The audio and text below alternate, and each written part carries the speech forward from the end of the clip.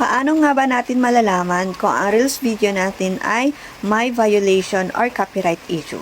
Sa mga hindi pa po nakakaalam, so just watch this video.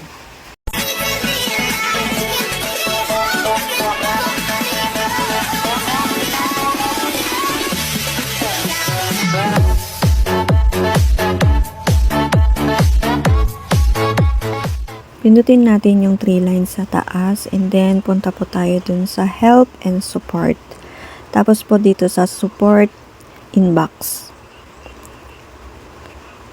And then pindutin po natin yung your alerts.